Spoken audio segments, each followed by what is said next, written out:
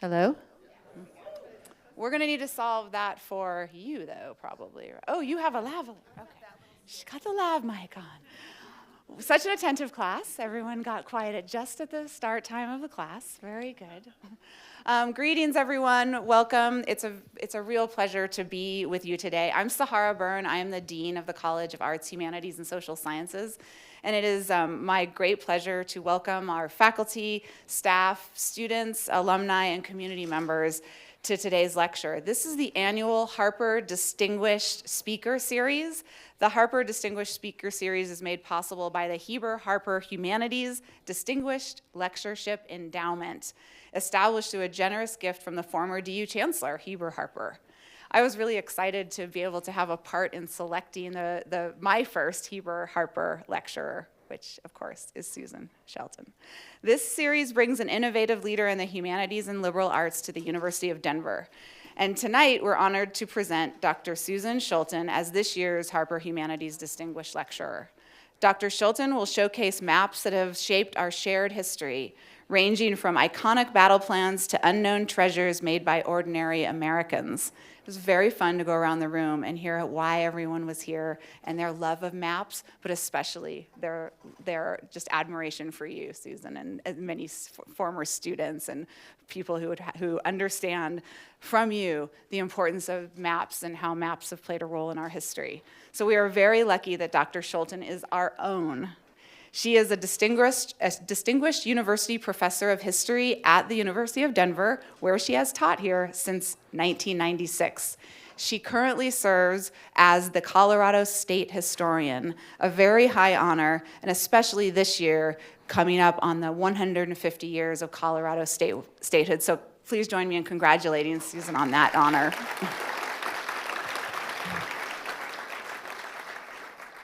Dr. Schulten is the author of several books that use old maps to tell new stories about American history, including A History of America in 100 Maps, Mapping the Nation, History, Cartography, and in 19th Century America, The Geographical Imagination in America, and Emma Willard Maps of History. Her work has been funded by the Guggenheim Foundation, the National Endowment for Humanities, and the Mellon Foundation. Susan is now writing a book about Richard Edis Harrison, one of the most influential map makers of the 20th century. For several years, she served as history editor of the long-form podcast Lost Highways, and for 4 years contributed to the New York Times Disunion, a series about the American Civil War. I asked what Professor Schulten has taught this year, and her classes include, and of course, I know if you haven't taken these already, like me, you're going to want to, Civil War and Reconstruction, 19th Century America, American Thought and Culture, and War and the Presidency. Not relevant at all. Tonight, Dr. Schulten will be sharing with us her research on how maps reveal and conceal our history. For over 500 years, our area has been defined through maps. Maps remind us that the past is not just a chronological story, but also a spatial one. Maps offer unique windows into the past and the present. Dr. Schulten, we're honored to have you here. Please join me in welcoming her to the stage.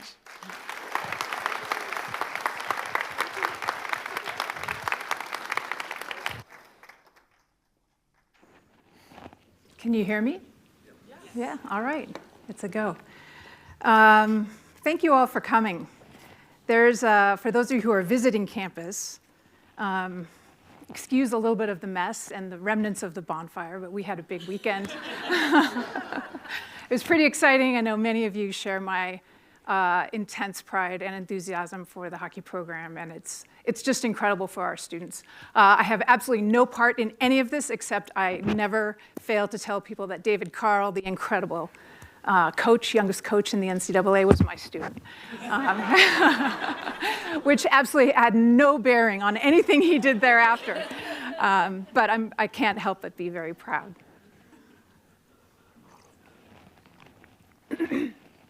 As Sahara said, this is a pretty exciting year. We are moving into the summer where in July and in August we will have twin commemorations. I say that word advisedly, not celebrations, but commemorations, because the history of both Colorado And American independence is complicated, and it's that complexity that draws me back to the classroom and to our students time and time again. I have to tell you that this is also my anniversary at DU. I came here in 1996. Some of my original colleagues are here. That's 30 years ago this spring. I moved here in June with my then partner, and then we got married the following year, and he teaches over in the law school. But after 30 years, and our wonderful Dean of Admissions, Todd Reinhardt, is here. He knows, he's been here as long as I have, that a lot has changed in American higher education. You don't need me to tell you that.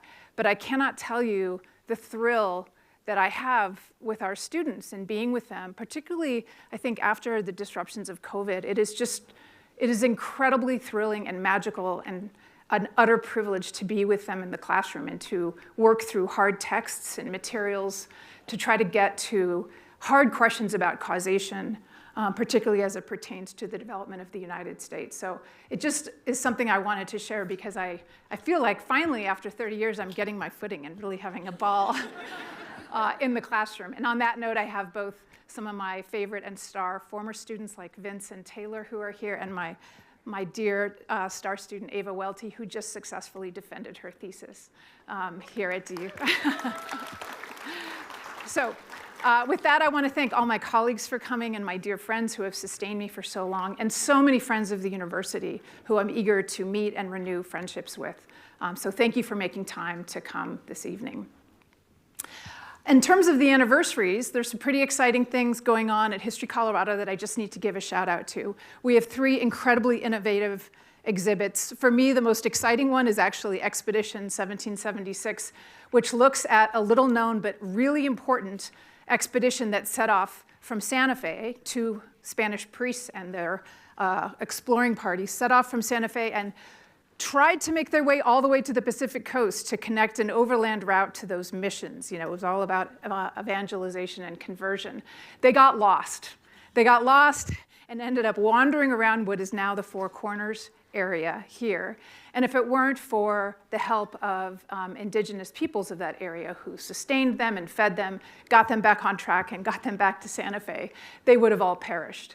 And it's to me, an extraordinary story because it's some of the first European visions, firsthand accounts we have of that geography. And so, of course, the maps are incredible. They're all on display at History Colorado through the end of this year. The 38th Star is the exhibit about Colorado statehood. You may know that Colorado tried to become a state, moved from territory to state 4 times and failed before it finally succeeded on the eve of the closest election in American history. And it was the 3 electoral votes that Colorado sent to the Electoral College that created a virtual tie that then led to an extraordinary compromise that ultimately yielded the end of Reconstruction. So we don't think about Colorado as central to some of the national developments at this time, but it absolutely was. And then finally, Moments That Made Us is our attempt to tell the story of American history going back hundreds of years through 50 objects that tell us about contingency, moments where things might have gone a different way. So we have the inkwell from Appomattox. We have the Treaty of Guadalupe Hidalgo, which of course transformed everything west of us to the Pacific coast and brought it under American jurisdiction. So that's my plug for all the incredible things that are happening.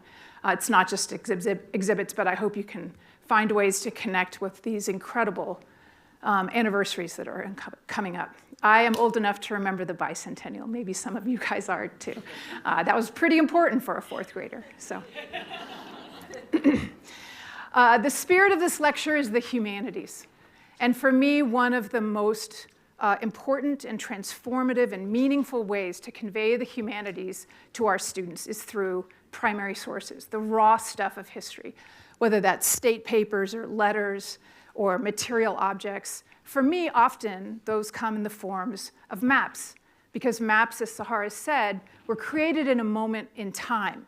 And by virtue of the fact of that, they capture arrangements at that moment and allow us to see not just the geography that people understood around them, which is what we think about when we think about maps, but if you look deeper and start to peel the layers back, you can see that maps made at particular moments tell us not just what people knew, but what they thought they knew, what they hoped for, what their ambitions were, but also their fears. And for that reason, they're really unparalleled and highly underexplored sources of American history. So I'm going to show you first a quartet of maps that, to me, illuminate the backstory of what becomes the United States. So we're going to reach back, really far back, to the early 18th century. And don't worry, I'll zoom in so you can see properly the glorious detail on these maps. This is one of the most important geographical documents of the early 18th century, particularly as it pertains to North America. As many of you know, the Massachusetts colony and the Virginia colony were settlements in about 1610, 1620. 100 years later, those settlements were beginning to develop pretty explicitly, right? Getting their footing, becoming more stable. Certainly in the southern regions, slave labor had become a very common practice. At the same time, this is an era, 100 years after the settlement of those colonies on the seaboard, when the French in the interior of this country start to develop their own ambitions. Their ambitions are different from the English. As you know, the English were primarily interested in settlements, colonizing, bringing people here. For the French, it was a different game altogether. They're much more interested in trade. And because of that, their relationships in North America looked different than the English. What's important for our purposes is that by the 17 teens, those ambitions were starting to come into conflict. Even though for the English, the primary area of interest, where's the dot? I'm going to use this one. Someone said this is for cats, but it works pretty well. The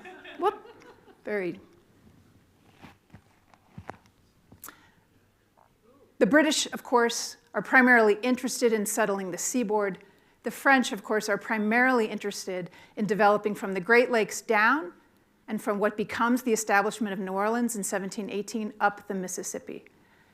Their interests are exploring, fur trapping. And because of those interests, for the French, the relationships were, particularly with the indigenous people, were primarily transactional, right? In other words, they are not people who are interested in settling up and down the Mississippi River. They're interested in exploring up and down the Mississippi River and the St. Lawrence Seaway.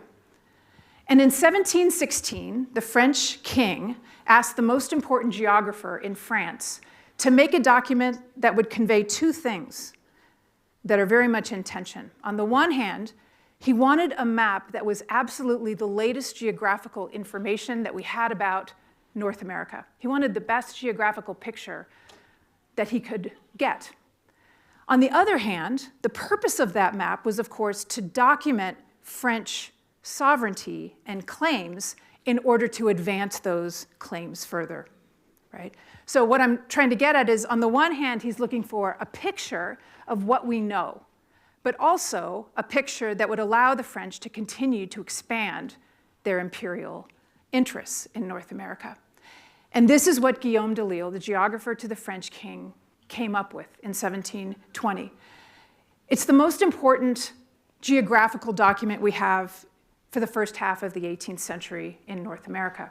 It is a quantum leap in terms of accuracy beyond what anything had existed prior to that date. It's an extraordinary map.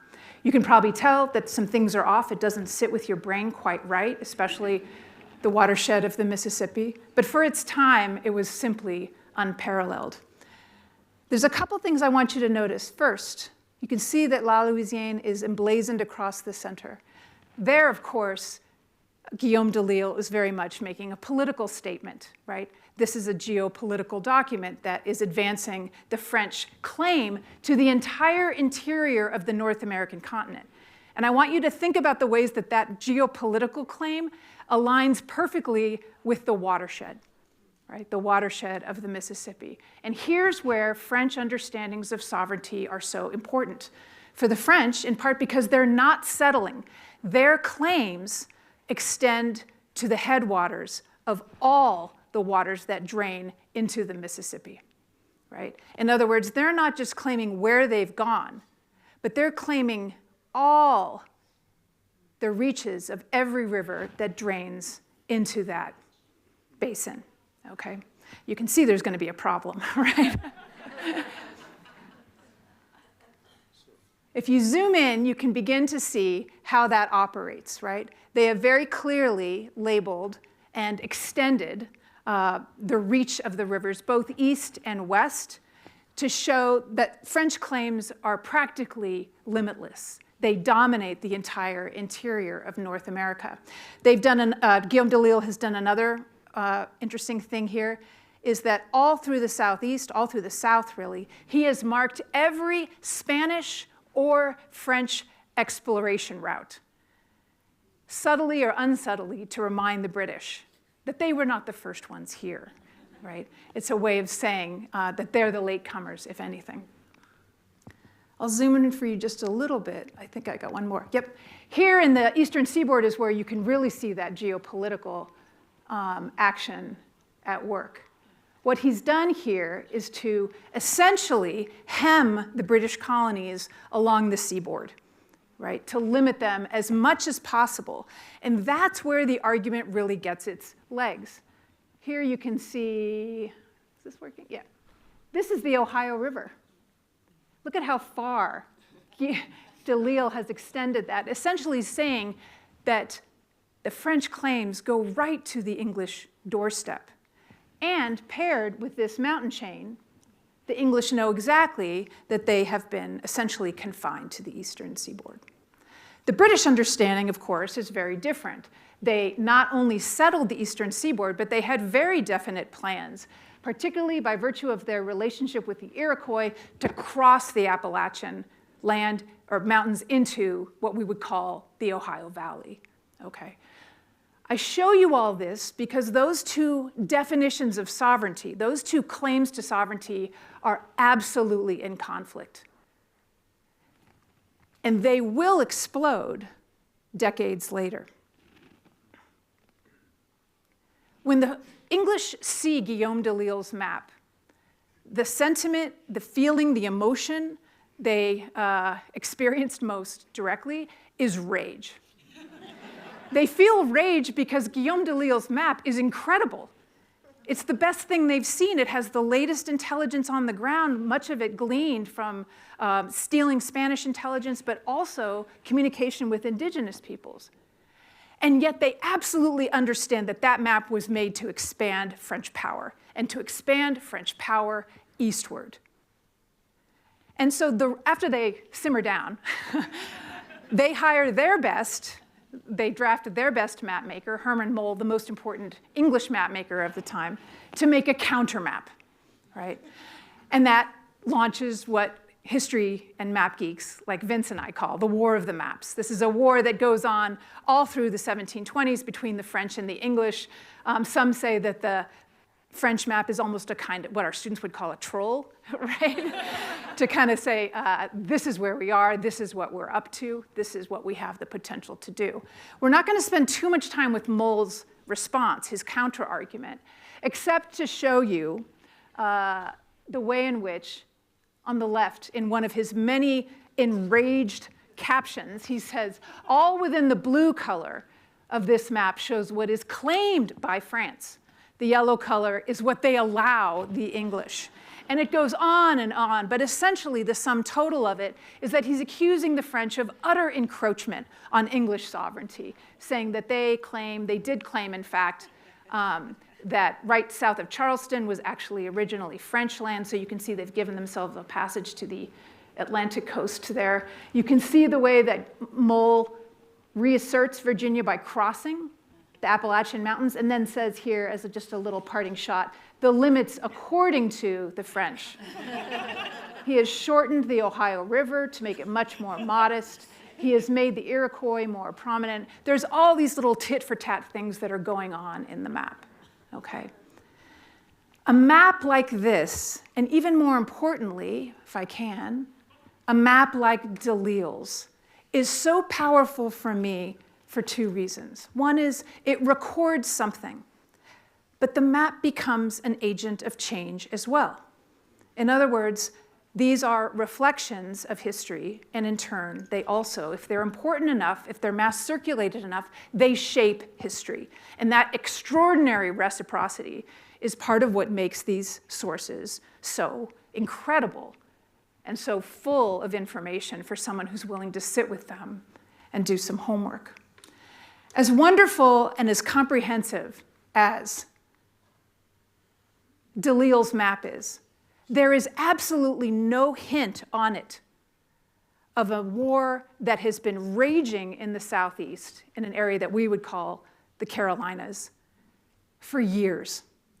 And that's why a map like that, as comprehensive as it is, as authoritative as it is incomplete. To turn to that, perhaps the most consequential and deadly conflict in the American Southeast in the 18th century, we need to turn to a very different kind of source, which is the one you're looking at here. It's a map from an indigenous perspective. And let me just tell you a little bit about the backstory. That Yamasee War that had raged in the Southeast from 1715 to about 1720 practically destroyed the colony of South Carolina and practically destroyed the most important source of economic growth in the area, which was the deerskin trade. It was devastating. It was devastating to the tribes. It was devastating to the settlers of the fragile colony of South Carolina. So in 1720, the British Crown assigns a new person, Governor Nicholson, to oversee the South Carolina colony and gives him one to-do above all others, which is you go out there to Charleston, you make contact with all those tribes now that we've ended this war. You bring them to Charleston and you make peace. Because if South Carolina is going to survive, the deerskin trade has to survive. And these tribes are the only thing standing between us and the French. So Governor Nicholson sails across the Atlantic. He sets up the meeting. And lo and behold, the representatives of those tribes of the Southeastern Confederacy meet him. And when he thinks he's going to make an overture to them, they present him with this document. Okay. I'll tell you more about it as we go through it, but I want to give you just a second to wrap your head around what you're looking at. I'll zoom in for you as well. It may not look like a map, but in fact, it is. We know very little about what was actually going on at that meeting. The best indigenous scholars have tried to piece together what an odd document like this is doing. It's in the archives of the British Library, where alongside the library as well as the British Museum, there are probably about 5 that are similar to this. So this is not a one-off. This is a mode and a way of recording geographical information. What you're seeing, and I'll zoom in so you can see a little more closely. I'm going to read for you here the inscription that Governor Nicholson put on this right before he sent it back to London. This map describing the situation of the several nations of Indians to the northwest of South Carolina was copied from a draft and painted on deerskin by an Indian leader and presented to Francis Nicholson, governor of South Carolina, by whom it is most humbly dedicated to His Royal Highness George, Prince of Wales. In other words, the map is given to Governor Nicholson, right? He copies it, keeps the deerskin copy, and sends keeps the deerskin original and sends the copied one back to London. And in that meeting, part of what the map tells us is what the competing understandings are between the indigenous tribes of the Southeast and the very fragile, like I said, South Carolina colony. What you have here are various circles of different sizes, right? Notice that some of those circles are connected and some are not. Here you have Virginia. Here you have Charleston, right? Notice that those are represented with right angles as opposed to circles. And notice that some of those circles are connected to Virginia and some are not. Similar with Charleston. So the best intelligence is that what we're looking at here is a map made by either a Cherokee or a Chickasaw leader and offering, for lack of a better phrase, an exclusive trade arrangement between the Chickasaw and the Cherokee with that new colony of South Carolina, which would very much like its infant port in Charleston to rival eventually those powerful ports to the north in Virginia, right? You can see that some of those tribes and nations are not connected. That indicates that those are relationships that had fallen apart. Most importantly, the Cherokee and the Chickasaw had recently had a falling out with traders of the deerskin in Virginia, right? A map like this restores for us so many layers of complexity and contingency. When you look at a map like this, you can see that there are very fluid power relationships in the early 19th century. I don't know about the rest of you, but I certainly came of age in American educational.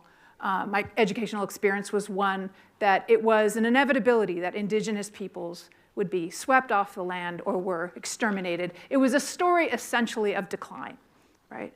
But using a map like this can restore a sense that there is incredible power in those southeastern tribes at that moment, that they hold many of the cards. And in fact, it's the colony of South Carolina that's on the ropes.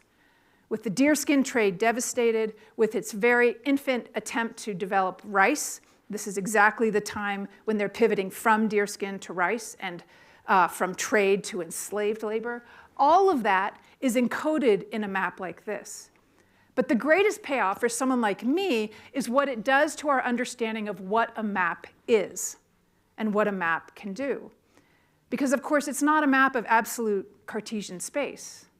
It's a map of relationships, right? It's a map of power. And in that sense, it's really unrivaled. And it can serve us if we put something like this alongside the Delisle map to show us all the different interactions, all the different expectations that are going on in a single moment. I'm sorry, I told you I was going to zoom in, and then I promptly forgot. You can get a little more of a glimpse there.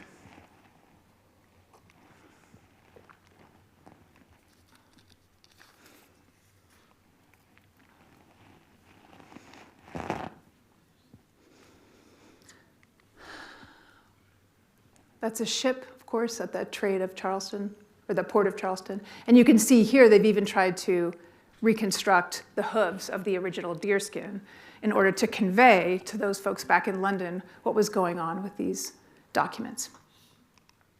To go back to the big picture, this is a conflagration that has consumed the American Southeast. Like I said, nearly devastating the colony of South Carolina, nearly devastating the Confederacy to the further to the west.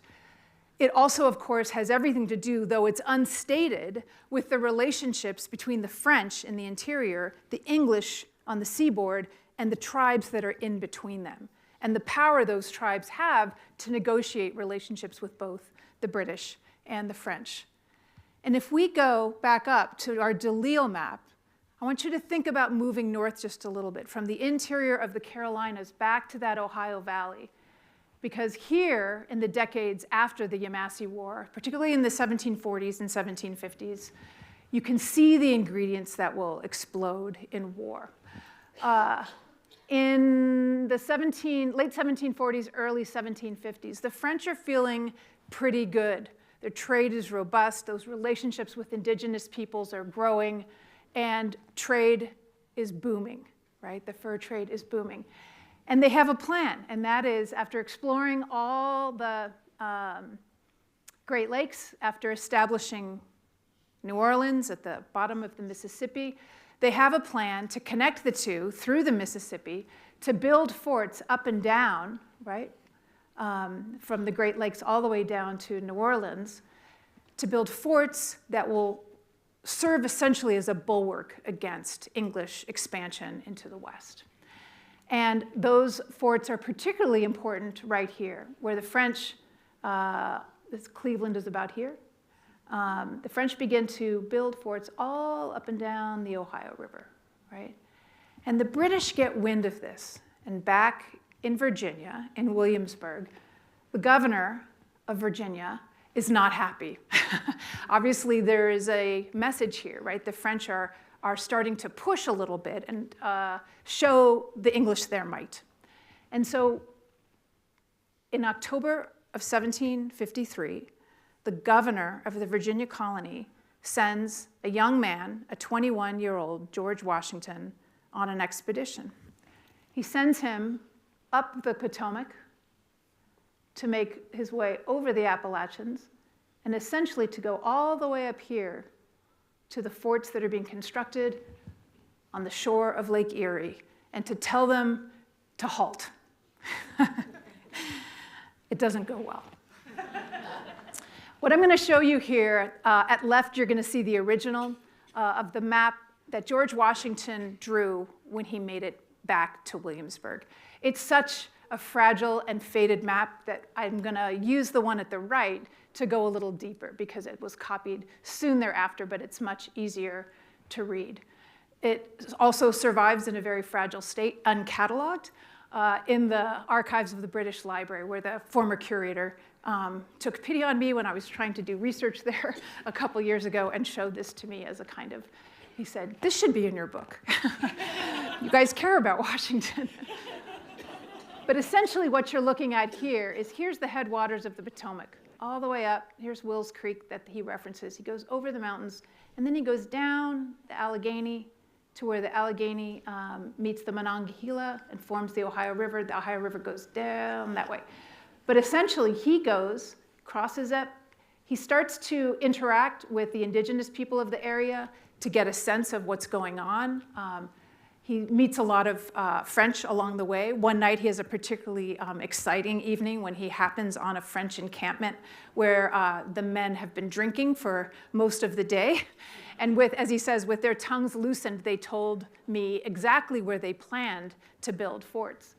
And so he makes his way all the way up here and he gives us all this information. There's Lake Erie right there. And he makes it to his destination, Fort Le Boeuf, and he challenges the French commander to halt, to cease and desist. You are encroaching on English sovereignty, and they tell him to take a hike. So he takes a hike all the way back.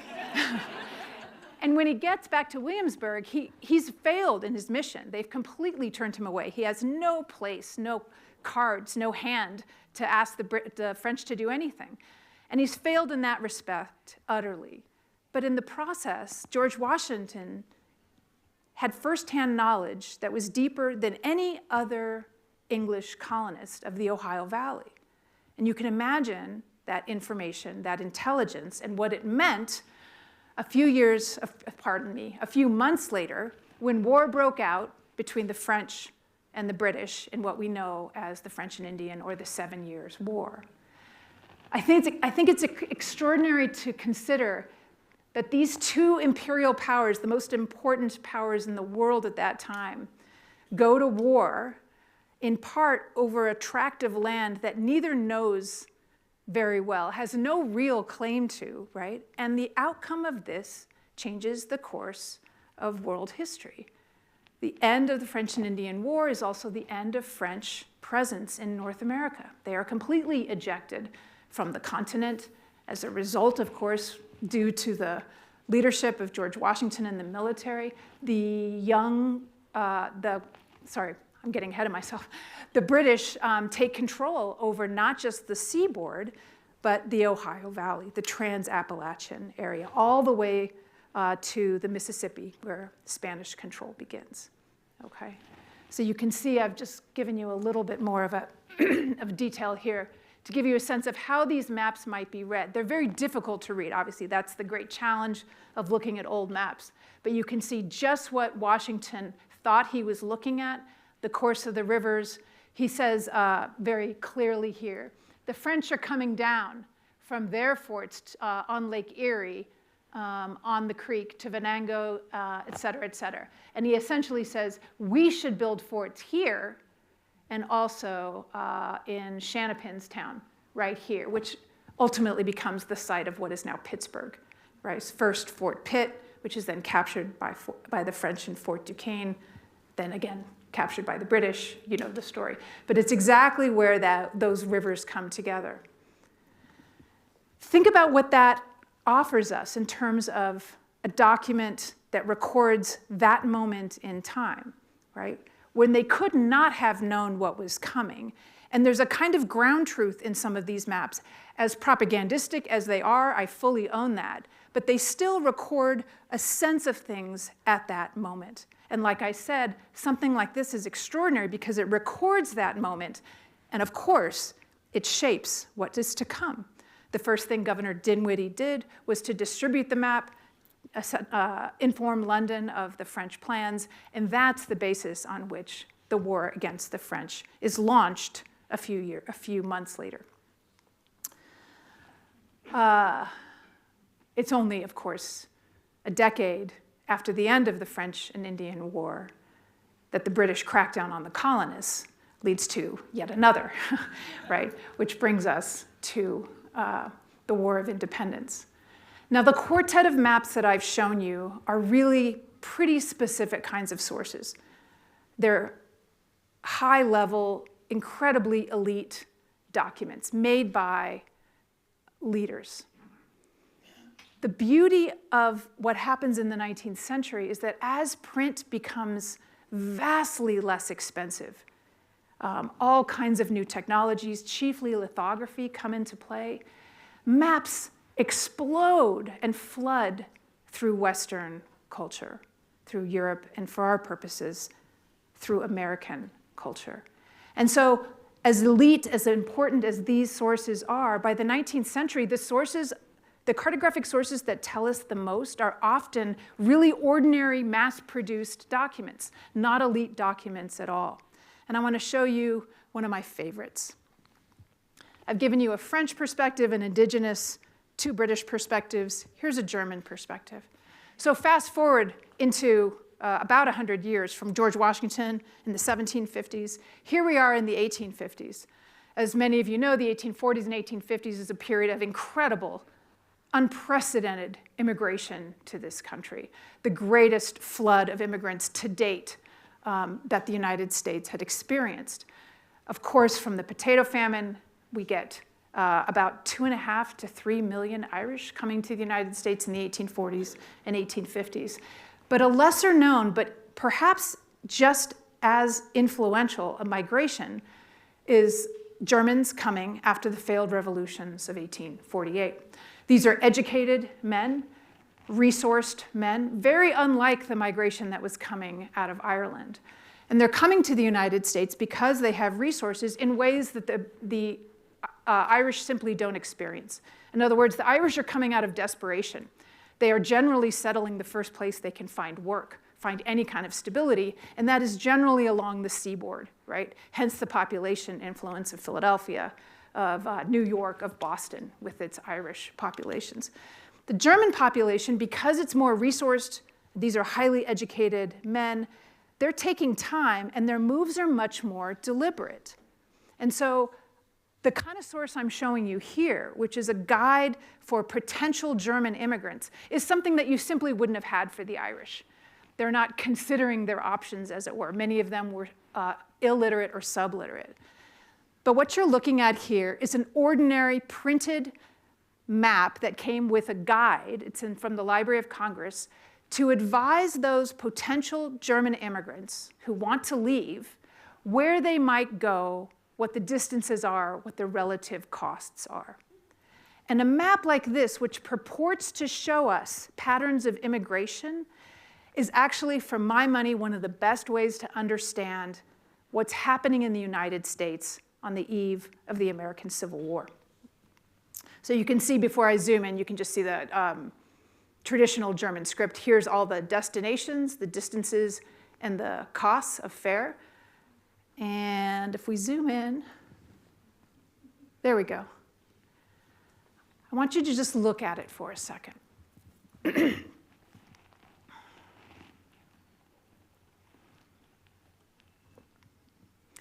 You see red lines, you see greenish-blue lines. It's a very stylized map. There's no topography. There's not much by way of detail. But you see destinations connected by either red or that greenish-blue. You probably figured this out already. The red are major rail lines, right? Something that is itself new as of the 1840s.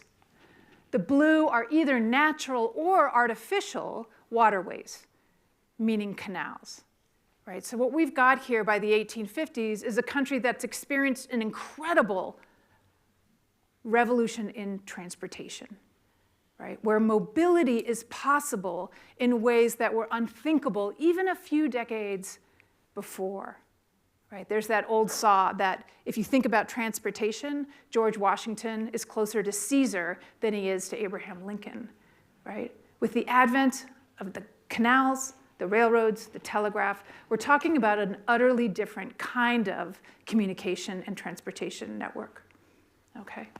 So obviously, they're not all going to be, it's not a comprehensive map. It doesn't show us every rail line, doesn't show us every canal, and it certainly doesn't show us every destination. It is made to promote certain destinations. But you're probably beginning to notice certain things about the map. What destinations are being advertised and what seem to be less common.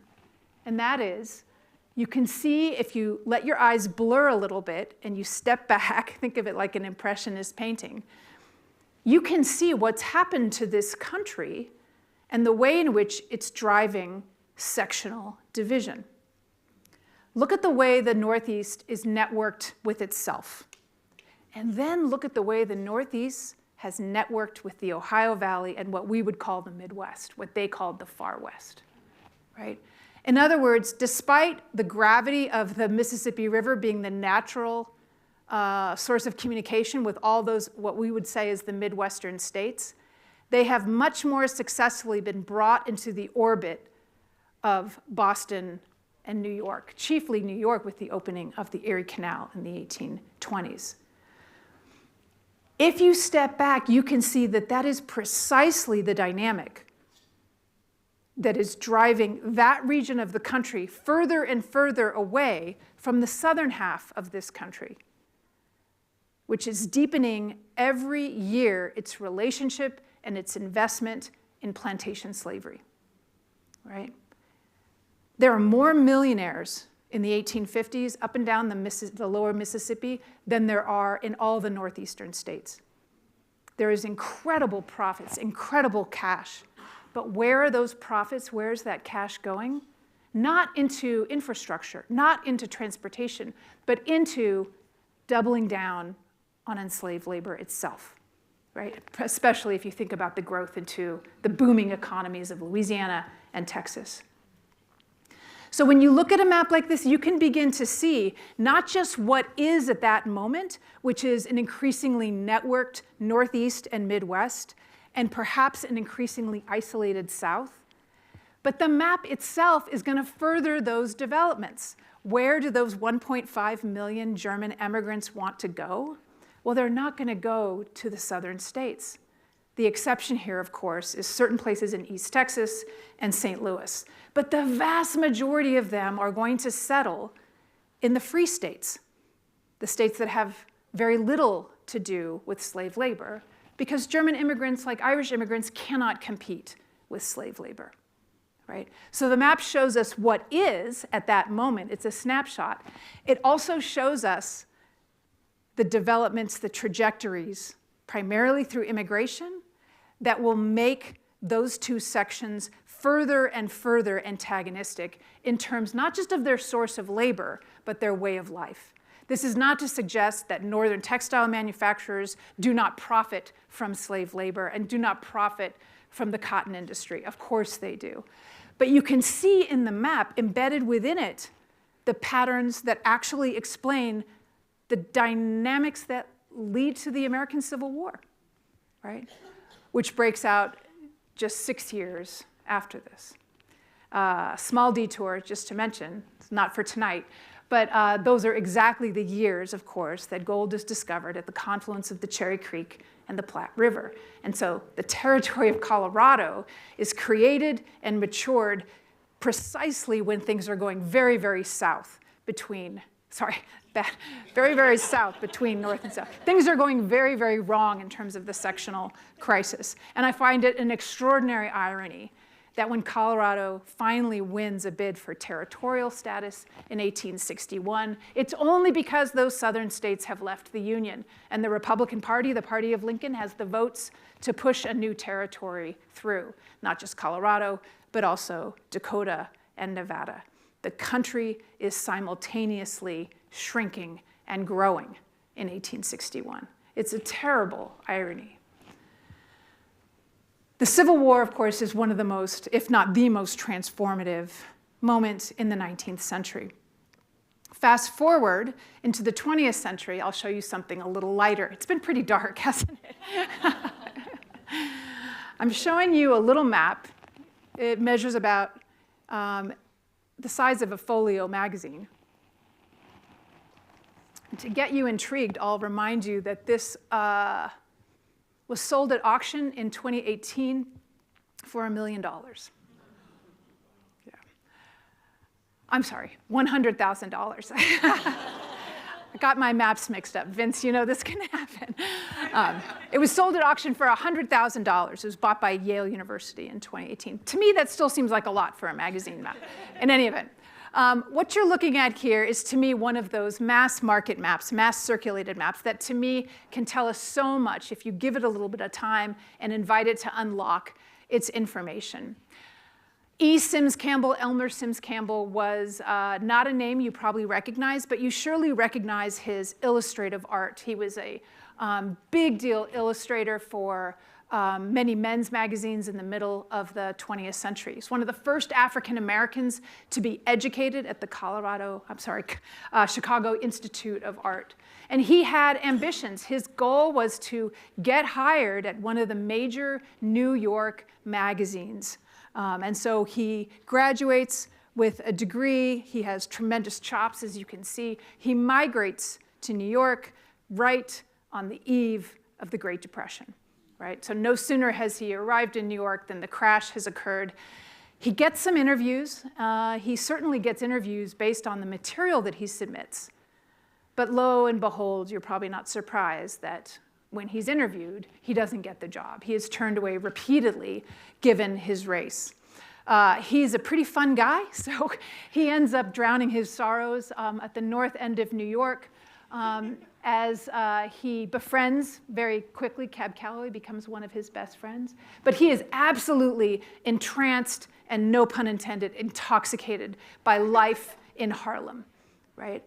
Harlem had long, by that point, been a destination for literary and artistic culture, particularly around African Americans. But what we all remember it for in the interwar era, of course, is jazz, right? There's an explosion of jazz in the 1920s. This is also, of course, the era of Prohibition. And so what I would submit to you is that a map like this, which he draws for Manhattan Magazine in 1932, is not just, as he said, his love letter to Harlem, but it actually gives us a sense of the incredible forces that had brought us to that point in American urban history. With the end of the American Civil War, with the destruction of slavery, of course, things got even worse by some accounts for African Americans in the South in the Reconstruction era. And by the turn of the century, particularly with opportunities as they were driven by the First World War, there is a mass migration out of the South into southern cities from rural areas, but even more importantly to northern cities, right? Whether it be Chicago or Detroit, New York, Philadelphia, Boston, Baltimore, all of these cities yield tremendous gains in black population in the 19-teens and 20s. In other words, a map like this, if you sit with it a minute, you can begin to see the forces that made Harlem possible, made this explosion of creativity that becomes the jazz culture possible. Sims Campbell is, of course, not giving us all the speakeasies at the time, but he says, the stars indicate the places that are open all night. The only important omission is the location. But since there are about 500 of them, you won't have much trouble. And this map invariably, when I show it to my students, draws tremendous interest for all the fun people are having in there, right? He's shown Small's Paradise, which is one of the only black-owned and operated clubs at that time. They noticed Cab Calloway. They noticed the Savoy Ballroom. both of which were places where Black men and women were welcome to perform, but certainly not welcome to patronize. Enmeshed in all this, you can see so much going on. It is full of life. It is practically pulsing with life, and I'll zoom in for you here. And in that respect, it's quite fun. But the more time you spend with it and the more time you linger on the details, you can see that the story is very complicated. There's violence. The place is awash in drugs. And of course, illegal consumption of alcohol. There's prostitution in multiple corners of Harlem. And you can see this nice police force that is very comfortably playing cards in the new police station rather than policing. And I don't think Sims Campbell was necessarily writing a kind of uber critique of what was happening there. But if you look at it from some detachment, you can see that it is showing you the complexity of Harlem. It is showing you the way in which white and Black New Yorkers were descending on Harlem, whether or not the residents wanted it or not. But think about what a map like this can do for you if you go back to the largest one. By 1930, 31, I would say, the name Cab Calloway, the Cotton Club, those are terms that people all over the country are familiar with. And how is that possible? It's the radio, right? So a map like this can be circulated, can be published, and people can be in on the joke and the narrative only because of the new technology in communication of radio, which is creating a kind of simultaneity. Some of the first live broadcasts of any radio stations, but especially important is CBS in this regard, were live broadcasts from those clubs, making Cab Calloway, making Duke Ellington household names, right? So if you think about what this can do for us, the way it can show us something fun, but if you look more deeply, you can see the forces of migration, of redlining, right? Of exclusion from other places. Of course, there's a reason that Blacks are congregating in Harlem, certainly of musical fusion, of all kinds of artistic convergence that's happening in Harlem. To conclude, I want to show you a map that I threw in at the last minute because we are at a very particular moment here in the West, right? A moment that we've been in certainly before, but a map that may feel especially poignant and relevant for us at this moment. About 30 years after the passage of the Homestead Act during the American Civil War, John Wesley Powell, the hero of Shiloh, right, who had also rafted down the Colorado River, thank you, had a blank for a second, decides to testify before Congress because he's deeply concerned about the way in which the West is actually being settled. Right? That Homestead Act may have encouraged all kinds of development. It was certainly essential for the completion of the Transcontinental Railroad. But he says there's a problem here. And the problem is that the western part of the United States just doesn't look like the eastern half of this country. And so in a series of maps, you're looking at one of them, he describes what he would say is the arid region of the United States. What he's trying to convince Congress of is that not that we're going to redraw boundaries, state boundaries, but that we have to think about settlement and the management of water in fundamentally different ways. So rather than having the typical grid or having local claims and counterclaims, part of what he was witnessing by the 1880s was this way in which people are jumping claims up rivers, the way they're constantly in litigation over water rights with one another, the way in which they come in a wet year and think that everything is going to be great, only to find 2 years later that it's a disaster. He's trying to convey to people in Congress that things work differently here. The climate operates differently here.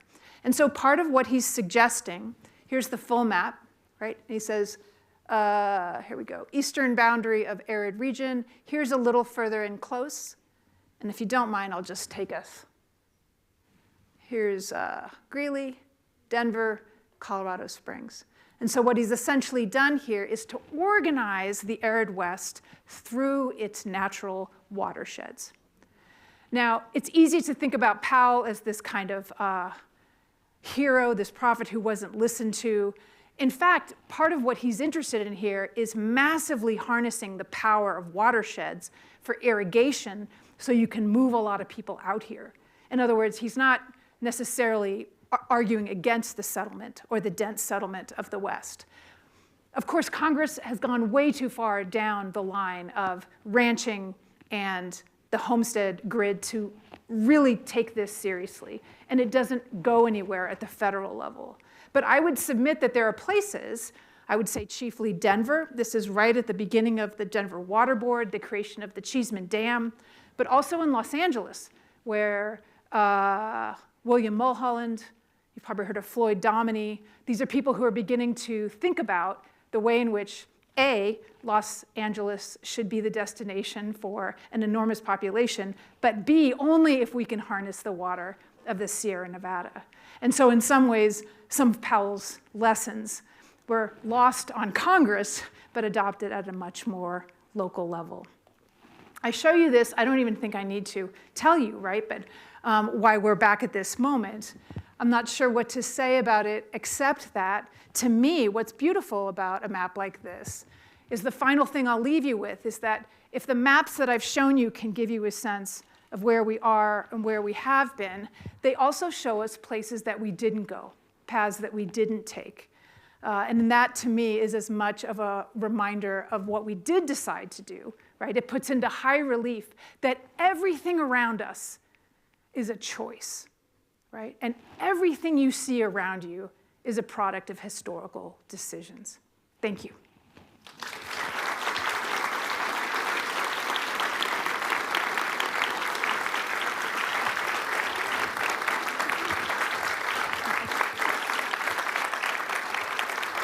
Wow, Susan, thank you so much for that incredible talk. It was what maps give us. I love how you offered it that way, what they show us and what they... Oh, I think that's me. I'll turn this off. Okay. Well, you may need to answer a few questions from the audience before we end tonight. Do we have time for a couple of questions? Yeah, here, I'll pass the mic. Could you just speak to the very first map you put up and talk about how they identified, they must have 1,000 sources for that information, and somebody sitting somewhere with a pen and ink drawing it up. The sources are multiple.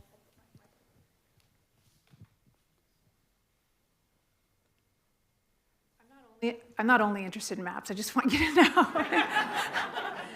My dear colleague Ingrid I always tease her, or tease myself, but that I've been typecast, but I'm sort of willingly participating in that typecasting here. It's just to say that I do more than just look at maps. Richard, MA in history, right? Way back when. A source like this is, if anything, a compilation. In other words, Guillaume Delisle, like Herman Moll, never came to North America. This is a compilation of a vast number of sources.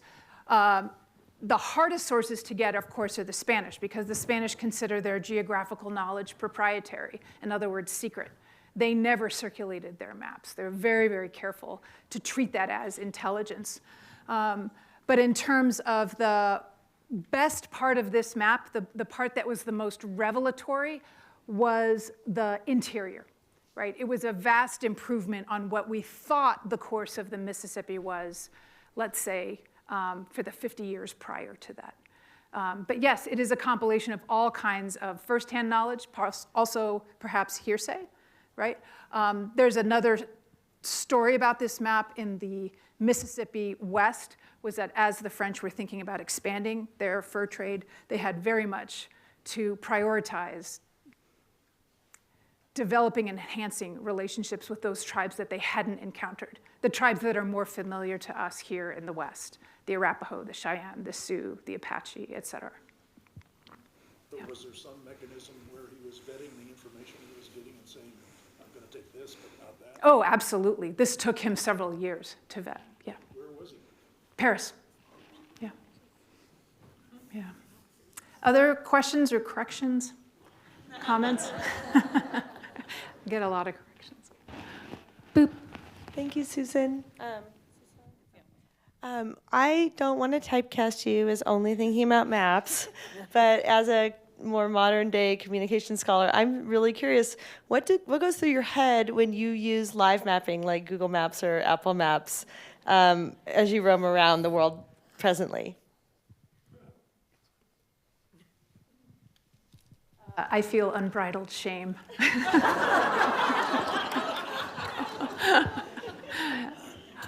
I was one of those kids that, are any Californians here who remember the Thomas Guides? Yeah.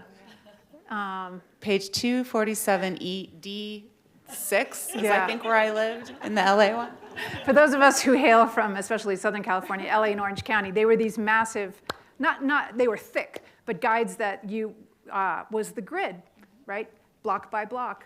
And my earliest memory was just poring over those as my mother ran errands, driving. But to your point, I am fully aware of how deeply I have come to depend on it in a way that has eroded my own sensibilities around geography. Yeah. Well, it certainly allows me to go more confidently places. Yeah. Yeah. To me, one of the most fascinating ways that I've been thinking about maps is years ago I was giving a talk at Stanford and was with a group of people who were from, obviously, Silicon Valley. And they had come to the conference because they were really interested in the way in which the future of mapping was autonomous vehicles, right? In other words, that the future of mapping with self-driving cars would be ways in which the cloud, because I don't really know what else to call it, communicates with the sensors, and the sensors communicate information to the cloud. In other words, the map will never be realized, right? And yet, at bottom, it is fundamentally the same operation, right? Making sense of the space around you in real time. Yeah. Yeah. I just want to comment that, well, I'm an alum of the library school from 1984. And I didn't become one, but I aspired to be a map librarian. I have taken the time to look deeply when you sign in to use Apple Maps, and you can delve into their sources, the sources, and it is complex, comprehensive. It's just amazing what data they use, and also what data they can get from us. But once the internet got to the point where it was more visual and had some mapping, it just changed the way we saw things. Instead of just seeing a list of companies, on a map, you could see where they were. So it was pretty astounding. Thanks.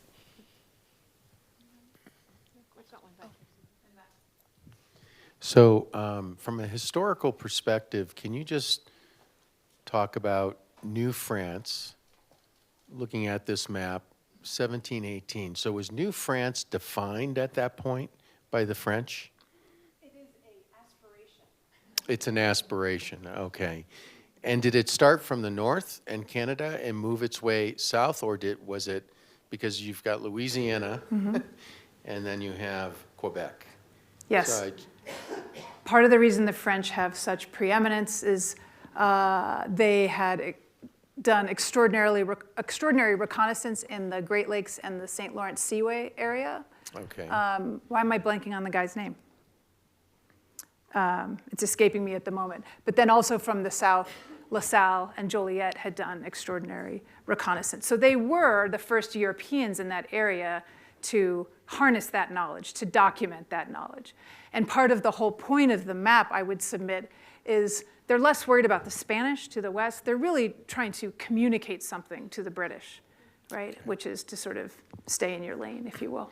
And my last question about that is, were the French, as they were taking on the interior, were they imposing the feudal land system that they would have known they're from France. Yes, the answer is no. Champlain, that was the guy. He had developed incredible relationships, and this goes to your question. What the French are really known for is not just their trade and their reconnaissance, but their interaction with indigenous people, right? They don't have, I want to be very careful here, they're not looking to dispossess. In other words, they're not seeking to colonize in the same way that we understand the origin of the British colonies, right? Which is, this land is ours, leave. The French have a much more fluid relationship because they actually need the indigenous people as trading partners, as sources of intelligence, as buffers against the Spanish and also the English. So no, they did not recreate the feudal system. That's correct. Yeah. 2 more questions. Getting there.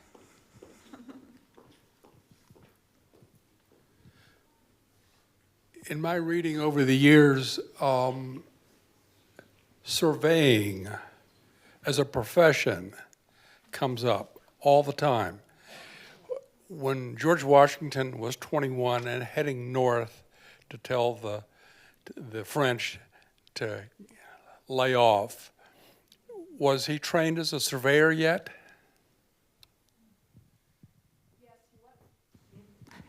Yes, he was trained as a surveyor, and you may famously know that Thomas Jefferson's father was also a surveyor and a very, very skilled map maker. And so those skills were quite, held tremendous currency in the 18th century, well into the early 19th century. And yes, his earliest training was prior to that, and he develops those skills further in his 20s, particularly after the end of the war, of the French and Indian War. Yeah. There are, of course, the substrate, the foundation for every map I've shown you, of course, is that much of mapping is much less interesting looking than what I've shown you. I've cooked the books a little bit, if you will. I've shown you persuasive, colorful, argumentative maps, right? The township and range survey maps that really serve as the backbone of Western development and the Homestead Act are not as exciting to look at. They give us as much, right? But they may not engage people at 6 o'clock on a Monday evening quite in the way that Guillaume Delisle. So I definitely chose those that I thought would give you a more argumentative posture. One final question? I'm coming.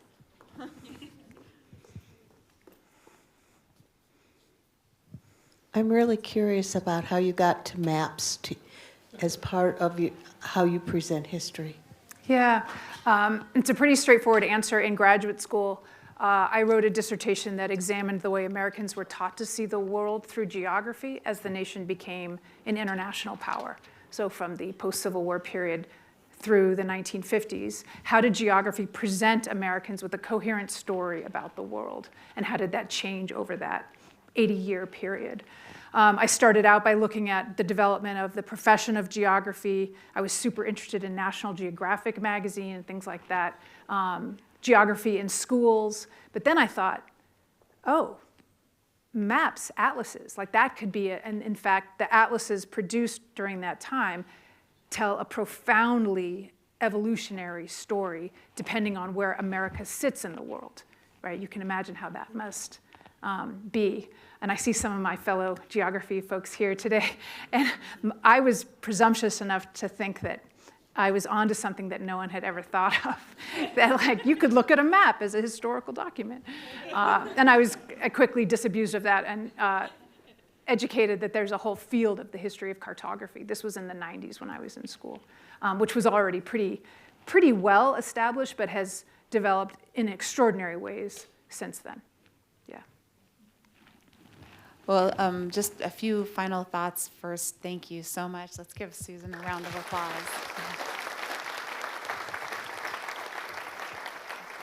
I hope you all feel like I feel, that my brain cells are just ignited and full, and that is the importance of the humanities and social science. Geography is kind of an interesting science because it crosses humanities and social sciences. But the humanities help us understand our place in the world and our place in history. And tonight I think we really got to see, we were given how to, one way to really think about that through the visuals that have captured a moment in time where human beings many times were at odds against each other, and to have this look back through these visuals where we could see where decisions were made and there's a trace of those decisions, and when those decisions are not good decisions, there's traces left behind, and to think about what traces are we leaving behind in our decisions, and to think about what might be said about us today, years from now, and what will they be looking at, I think is what makes the humanities so compelling and so amazing. And I'm just very grateful to be able to be a colleague of Susan's and all of the wonderful humanities in our college. So thank you so much, Susan, for coming.